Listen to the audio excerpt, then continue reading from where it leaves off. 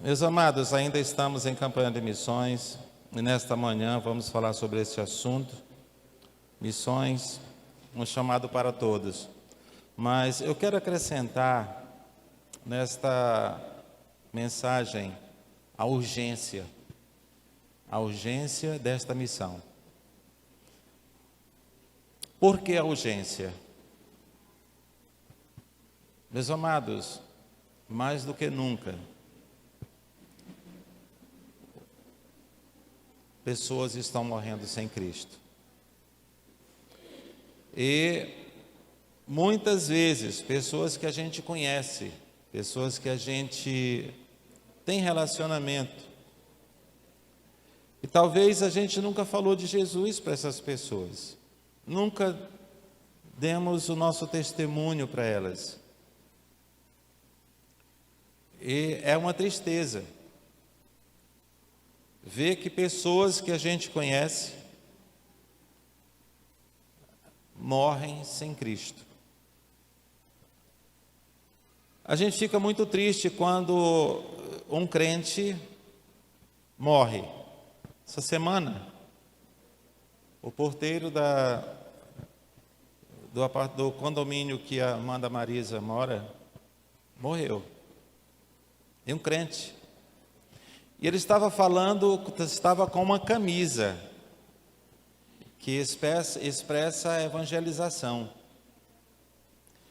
De fato, a gente fica triste porque essas pessoas morrem. Mas eu não fico tão triste quanto uma pessoa que morre sem conhecer a Jesus. Porque este jovem senhor, se perguntasse a ele se ele queria voltar a viver, eu tenho plena certeza que ele diria que não. Porque ele já está no lugar onde nós anseiamos estar no amanhã. Ele já está no descanso de Deus. E esse mundo que nós vivemos é de tremenda tribulação.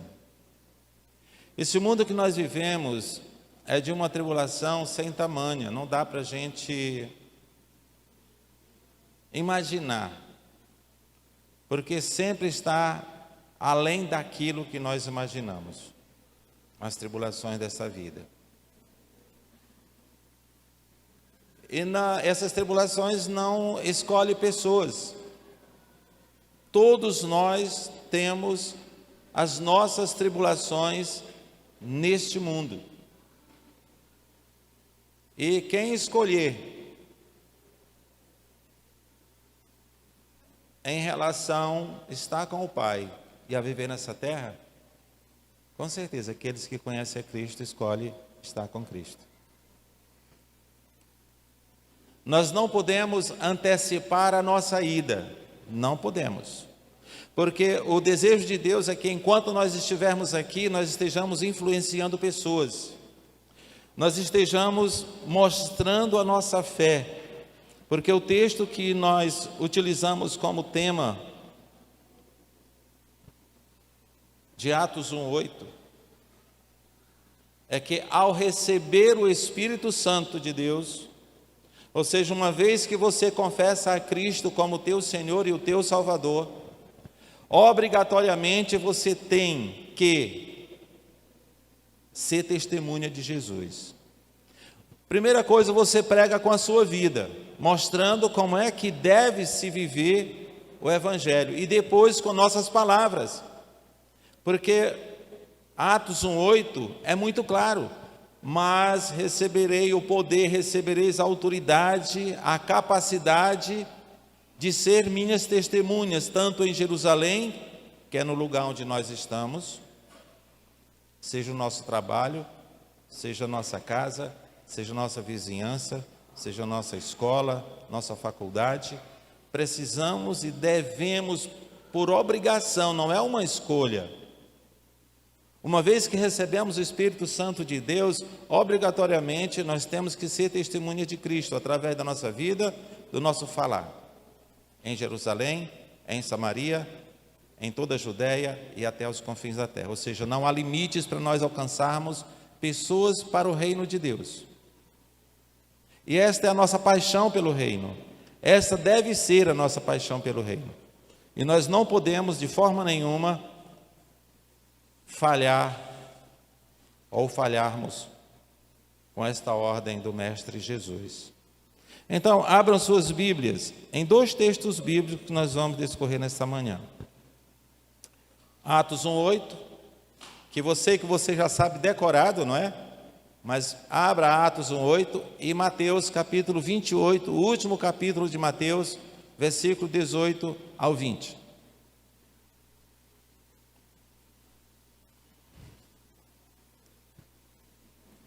Mateus capítulo 28, abram suas Bíblias.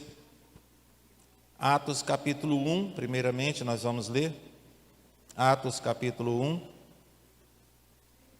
Atos dos Apóstolos, capítulo 1, versículo 8.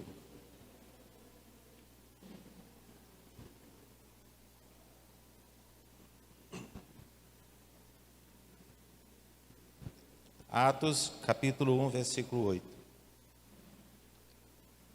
Vamos ficar de pé em reverência à palavra do nosso Deus? Os que puderem ficar de pé, leio e os irmãos observem atentamente a leitura. Atos, capítulo 1, versículo 8, primeiro, diz assim: Vocês receberão o poder quando o Espírito Santo descer sobre vocês. E serão minhas testemunhas em toda parte, em Jerusalém, em toda a Judéia, Samaria e nos lugares mais distantes da terra, ou nos confins da terra. Vamos para Mateus capítulo 28. Mateus capítulo 28, a partir do verso 18. Mateus capítulo 28, a partir do versículo 18. Não esquecendo que o versículo 8 de Atos diz: Mas recebereis o quê? Poder. E aqui inicia Jesus dizendo no versículo 18: Jesus se aproximou deles e disse: Toda a autoridade dos céus e na terra me foi dada. Ou seja, todo o poder nos céus e na terra me foi dado. Portanto, façam discípulos de todas as nações, batizando-os em nome do Pai, do Filho e do Espírito Santo. Ensinem esses novos discípulos a obedecerem a todas as ordens que eu lhes dei. E lembrem-se disto: estou sempre com vocês até o fim dos tempos. Graças te damos, Senhor, pelo privilégio que o Senhor nos dá de representarmos o Senhor aqui na terra, de sermos testemunhas do Senhor, de levarmos a Tua palavra de salvação. Não é só uma responsabilidade, é um privilégio que o Senhor nos escolheu a Tua igreja para fazer isto. Os anjos do céu desejaram fazer esta missão, mas o Senhor não permitiu e concedeu à igreja essa responsabilidade. Que tenhamos isto como um privilégio e não somente como uma responsabilidade. Deus eterno, se necessário, incomoda nossos corações ao vermos que o tempo do fim está cada vez mais perto. Os acontecimentos que na Tua palavra diz que haveriam de acontecer antes do fim estão acontecendo. E de forma tão rápida, ó Deus, que nós estamos acreditando que a vinda do Teu Filho está cada vez mais próxima. Alerta o nosso coração, alerta nossos corações e incomoda-nos se necessário, para que sejamos urgentes na pregação, na responsabilidade, no compromisso que o Senhor nos confiou. Fala aos nossos corações nesta manhã, ó Deus, através da Tua palavra. Fala-nos. Em nome de Jesus. Amém. Podeis assentar. Meus queridos, desde o início da igreja, Deus chama o seu povo para anunciar a mensagem de salvação. Esta missão, esta responsabilidade que Jesus anunciou para que a igreja se responsabilizasse, ela não nasceu em uma estratégia humana de alcançar corações. Esta ordem não é um pedido de Jesus, é uma ordem para a igreja. Proclamar o Evangelho para que vidas sejam salvas, porque a Escritura Sagrada ela é muito clara quanto a isto. Sem Cristo não há salvação. Se houvesse salvação sem Jesus, não precisava que ele tivesse deixado o seu trono nos céus para descer à terra e ser humilhado como ele foi, e ser crucificado como ele foi, e ser ressuscitado, porque ele não está morto. A Bíblia Sagrada ela é muito clara quanto a isto. Romanos capítulo 6, versículo 23 é muito claro. Quando diz que o salário do pecado é a morte, vírgula, mas o dom gratuito de Deus é a vida eterna por meio de Cristo Jesus, o nosso Senhor. Ou seja, pecamos? Claro que sim. Não há nenhum aqui que não seja pecador. E quando esse texto diz que o salário do pecado é a morte, visando que toda a humanidade cometeu pecado, o merecimento nosso é a morte. A morte não está falando somente da separação da alma do corpo, que esta é a morte física, mas há uma morte pior ainda, que é chamada da morte espiritual, que é a separação da criatura do seu Criador, é a separação do ser humano da criação de Deus, do próprio Deus por toda a eternidade, depois da morte. Mas a Bíblia Sagrada também afirma ainda que quando vivemos aqui sem Cristo, vivemos uma vida morta, uma vida sem sentido, uma vida sem esperança. É muito claro quando Efésios capítulo 2, no primeiro versículo, ele diz que nós vivíamos mortos em nossos delitos e pecados e ele nos deu vida. O apóstolo Paulo está falando ali para a igreja de Éfesos que antes de Cristo viviam eles uma vida sem sentido, uma vida sem esperança, uma vida com medo da morte porque não sabiam para onde ir.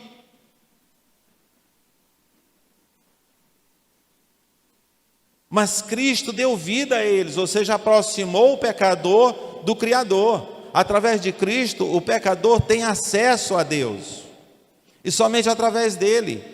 Muitos de nós, muitos que não ainda aceitaram a Cristo, procuram chegar a Deus de todas as maneiras, através de boas obras, através de fidelidade, através de verdades, através de uma vida exemplar. Mas nada disso leva o homem a Deus.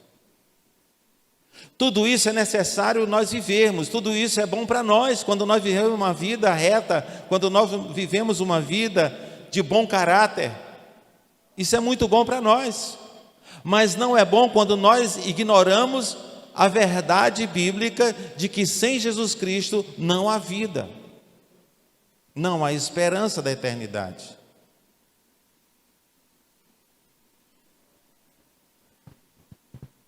O Senhor Jesus Cristo, Ele responsabilizou a igreja, o mundo, a esperança do mundo é a igreja. A missão, ela não foi algo criado por homens, mas no coração de Deus. Antes de subir aos céus, o próprio Cristo Jesus deixou uma ordem bem clara para a igreja.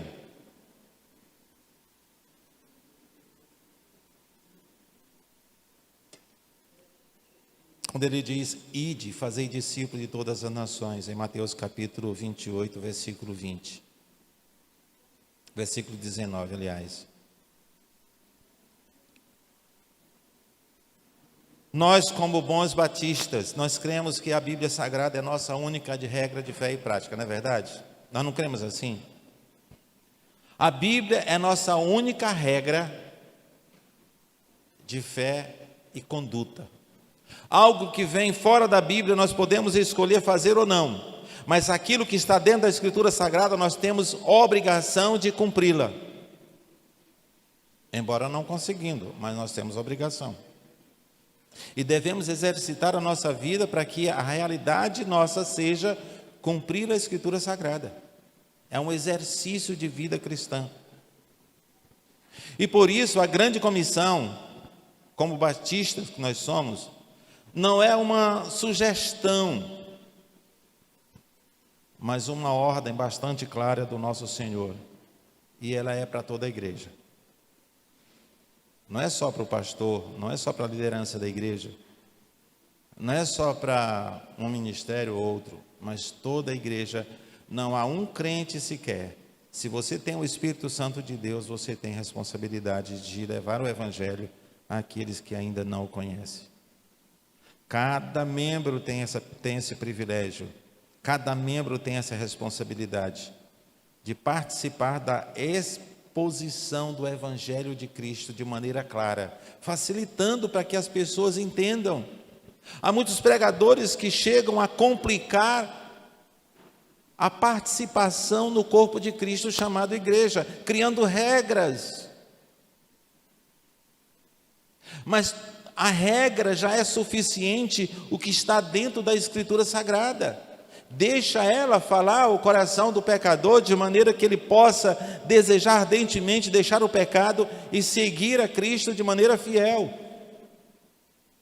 É Ele que transforma a nossa vida. É Ele que abre os olhos do pecador para o pecado, a justiça e para o juízo. É Ele que incomoda através do Espírito Santo de Deus para nos transformar naquilo que Ele quer que sejamos. Sejamos evangelistas, sejamos pessoas que levam o Evangelho, sejamos pessoas que contribuem financeiramente para que o Evangelho chegue onde nós não conseguimos chegar. Seja alguém que leve através das orações, missionários, que eles sejam protegidos, que eles sejam sustentados, porque eles abriram mão da sua própria vida, às vezes, para levar o Evangelho, aonde nós não podemos ir. A missão é responsabilidade de toda a igreja, como diz claramente em Atos 1:8. Mas recebereis o poder ao descer sobre vós o Espírito Santo. A menos que você não tenha o Espírito Santo de Deus, você não tem responsabilidade nenhuma. A menos que você ainda não declarou Jesus Cristo como teu único e suficiente Salvador, você não tem nenhuma responsabilidade de levar o Evangelho.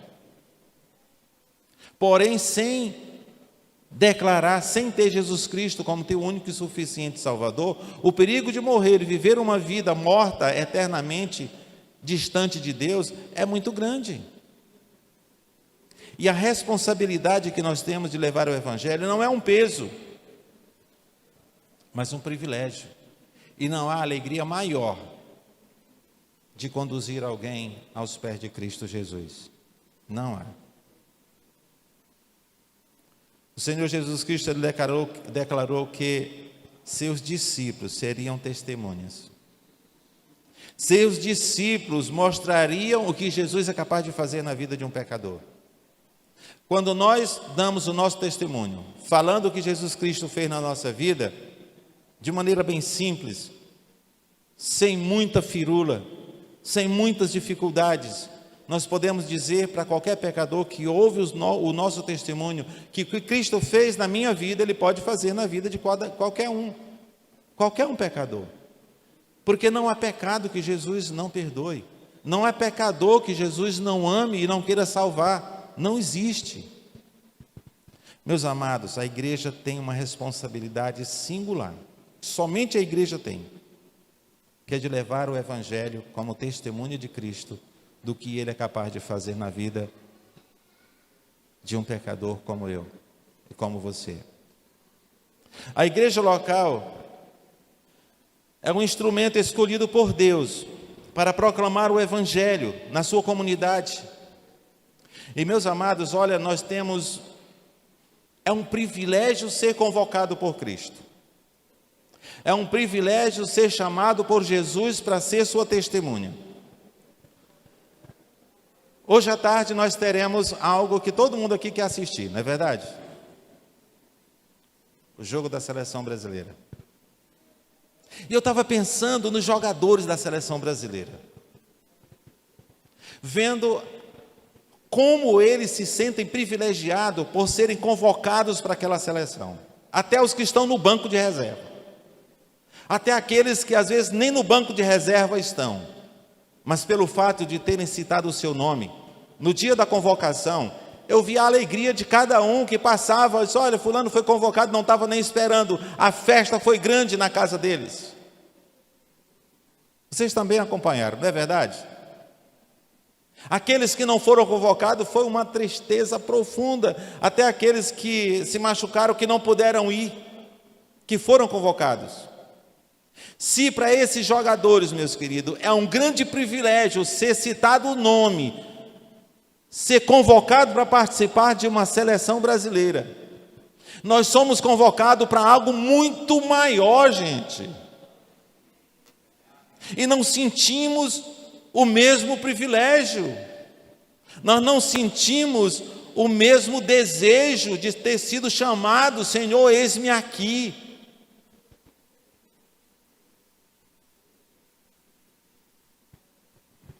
Como é que as pessoas são convocadas para uma coisa que até é passageira? Terminou a Copa do Mundo, quantos países já não foram eliminados, já voltaram para casa numa tristeza profunda? Mas aqueles que são convocados para a seleção de Cristo, é uma convocação eterna, e há uma promessa para cada um daqueles que foram convocados. Olha que no versículo 20 do capítulo 28 de Mateus, ele dá uma promessa. Ele diz, eu estarei com vocês todos os dias até o fim dos tempos, até a consumação dos séculos. É uma garantia de que Ele estará conosco. Aí eu faço mais uma vez o paralelo entre os jogadores da seleção brasileira e nós. Os jogadores, o técnico só estarão com eles até quando? Terminou a Copa. Terminou, o técnico vai para o seu lugar, os jogadores vão para o seu lugar, mas Cristo, Ele dá uma declaração, diz, eu estarei com vocês todos os dias, até o fim, ou seja, até a minha volta. E tem mais, no Evangelho de João, capítulo 14, ele diz que vem para buscar aqueles que atenderam a sua convocação. E ele diz que estará com ele por toda a eternidade. Ele vem buscar aqueles que atenderam a sua convocação. Gente, é privilégio incomparável. E como nós temos visto esse chamado de Jesus para sermos porta-voz dele aqui nesta terra, nós estamos ignorando muitas vezes. Nós temos este privilégio às vezes como um peso, medo de mostrar que somos convocados por Cristo, medo de mostrar a quem nós pertencemos, medo de falar do que Ele fez na nossa vida. Ele nos treina dia a dia para termos uma vida cada vez mais parecida com Ele. E através da Escritura, através da Bíblia Sagrada. Meus amados, quando uma igreja evangeliza, principalmente a sua comunidade, como aqui nós estamos no bairro de Seu Arco Verde 2, nós precisamos orar por essa comunidade, precisamos orar pelos nossos vizinhos, precisamos convidá-los para vir à igreja, precisamos falar de Jesus, daquele que transformou a nossa vida. Nós precisamos apoiar missões como estamos fazendo agora, e investir em missões como nós estamos aqui, e de maneira que não há limitações, não há barreiras para que nós possamos parar, porque Cristo, Ele transpõe qualquer barreira, e Ele está conosco. Nenhum crente pode dizer, missões não é para mim. Eu não tenho essa vocação. Não consigo fazer missões. Nenhum crente pode dizer isso. O poder do Senhor Jesus Cristo foi dado a nós. A autoridade de testemunharmos, Ele nos deu. Toda a ferramenta que precisamos para ser testemunha de Cristo, Ele nos deu. Só depende de nós. Fazer o crente, fazer o pecador entender e aceitar é papel de Cristo, não é nosso. Nós é apenas de falarmos e testemunharmos a respeito dele.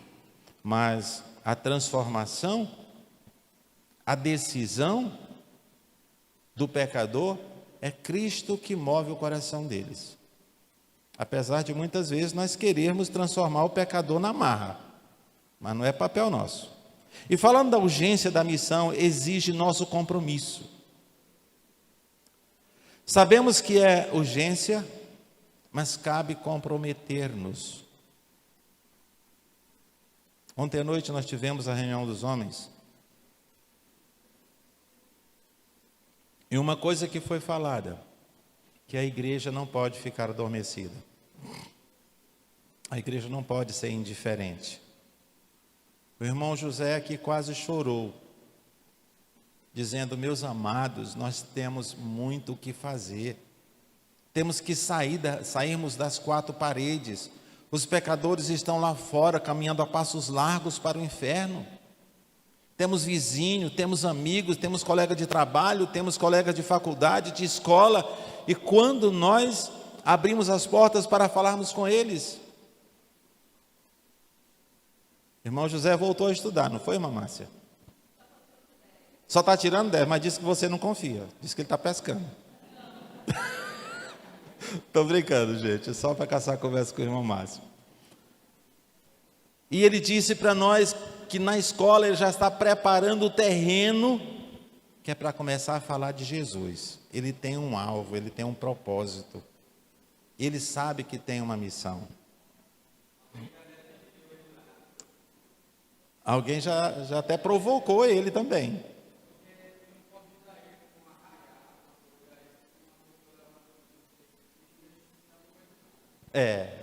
Esse daí eu não convido para o arraiar não, que esse daqui não vai não. Mas teve um que disse assim: para enxergar isso aqui você não vê, mas para uma mulher você vê. E ele disse: me respeite.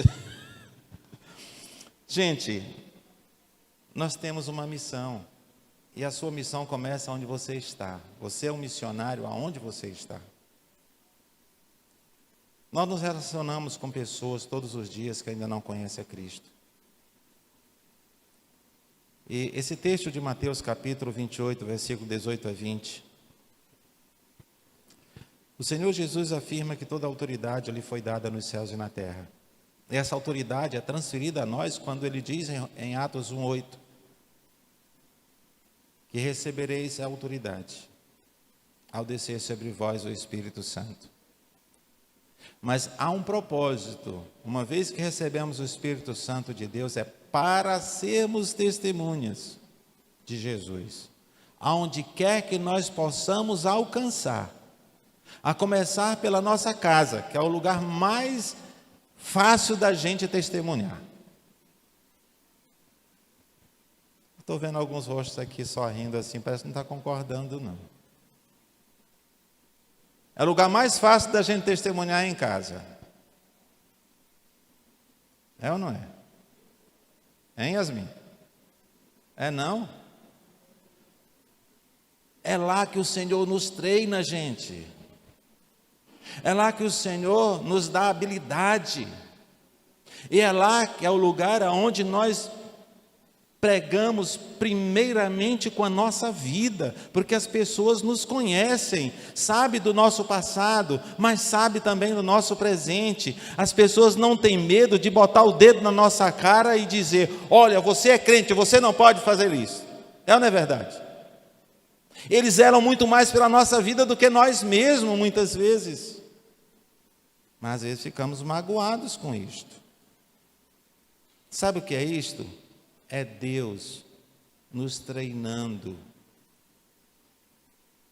E é por isso que ele diz que começamos por a nossa Jerusalém. Talvez a tua Jerusalém seja a tua casa, talvez a tua Jerusalém seja o teu trabalho, talvez a tua Jerusalém seja a tua faculdade, a tua escola. A tua missão começa onde você está. E a promessa de Cristo é que Ele vai estar conosco, nós não estaremos sozinhos.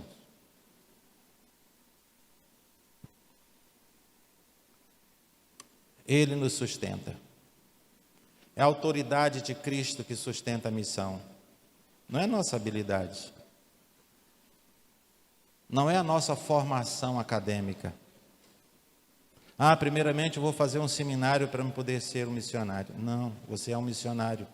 Desde quando você recebeu o Espírito Santo de Deus, você é um missionário.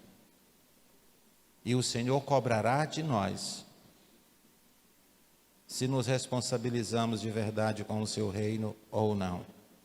Haverá o dia em que compareceremos perante o tribunal de Cristo, não mais para sermos condenados, mas para vermos muitas vezes coisas que precisaríamos ter feito e não fizemos. Coisas que tivemos a oportunidade, o Senhor abriu as portas e nós covardemente não fizemos aquilo que deveríamos fazer.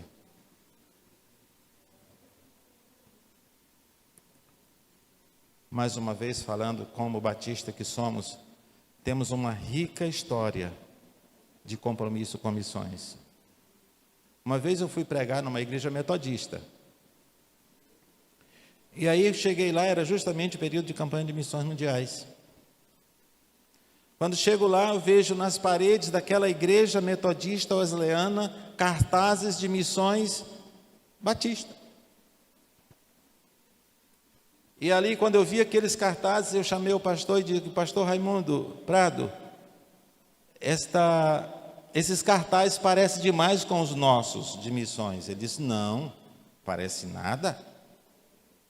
Eu digo: parece, pastor, até o texto é o mesmo. As figuras são as mesmas? Sim, são as mesmas. Eu digo: parece demais com os nossos. Não, não parece não. Eu digo: como assim não parece? Ele disse: são os mesmos, pastor. Nós fazemos missões para os batistas, porque nosso povo não são missionários. Nós estudamos a história dos batistas. Eu sei que vocês, em mais de 80 países, têm mais de 2.800 missionários distribuídos nesses países, levando o evangelho, fora os missionários autóctonos, são missionários gerados lá na própria nação. E vocês sustentam todos esses missionários com ofertas das igrejas batistas. Então, nos unimos a vocês para fazermos missões mundiais. Nós batistas temos uma história. Gente, só os batistas têm o plano cooperativo. Sabe o que é isto? É quanto nós fazemos missões o ano todo. Cada valor que você deposita no gasofilácio, 10% vai para a convenção do nosso estado, e de lá 10% vai para a Convenção Batista Brasileira, que de lá vai para missões mundiais, que de lá vai para os missionários, que vai para vários lugares. O que nós depositamos no gasofilácio ganha o mundo, não fica só aqui. Dos nossos dízimos, as nossas ofertas, tudo isto Deus usa para levar o evangelho aos lugares mais distantes que você sequer imagina. E somente nós batistas temos isto. Às vezes, conversando com o pastor João Marcos, eles trabalham no resgate de missionários nesses países que estão em guerra. E ele falando que às vezes resgata missionários de outras denominações, porque as outras denominações não têm a mesma estrutura para resgatar os seus missionários. E neste momento nós precisamos orar por esses países que estão em guerras, porque nossos missionários estão lá, eles não saíram, a maioria deles. Quando a junta de missões percebe que há perigo de morte em um missionário, imediatamente a junta de missões mundiais procura resgatá-lo. E é justamente essa estrutura só é possível por causa das nossas orações e principalmente também não só as nossas orações e ofertas que ajudam-nos a termos uma estrutura capaz de resgatar os nossos missionários que estão na linha de frente. Responsabilidade nossa. Temos feito? Claro que temos feito. Mas podemos fazer mais, infinitamente mais do que temos feito, podemos fazer. Portanto, meus queridos, missões são a expressão da obediência da igreja ao nosso Senhor Jesus Cristo. Enquanto Ele não voltar, que vemos que os sinais estão aí. A vinda de Cristo está mais perto do que você imagina. A nossa tarefa permanece. A nossa responsabilidade continua. Fazer discípulos de todas as nações é a minha missão, é a sua missão. Que o nosso Deus encontre em nós, em nossa igreja, uma igreja comprometida com a evangelização.